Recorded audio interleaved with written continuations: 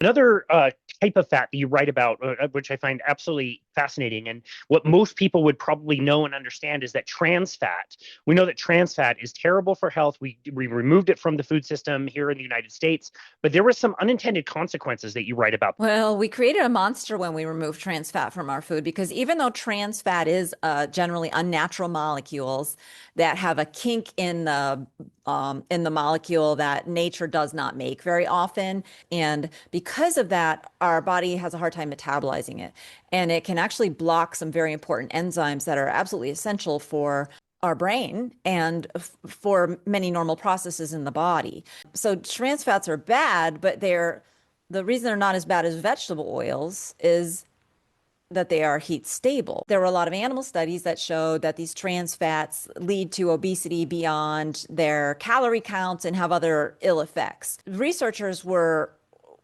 not like giving enough background on why trans fats were invented in the first place.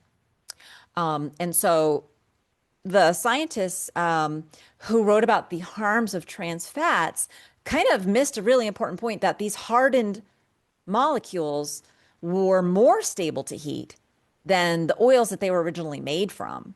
And because they missed that point, when the trans fat ban went into effect, nobody was really raising alarms about how, well, that means that we're going to be putting these dangerous liquid oils into fryers.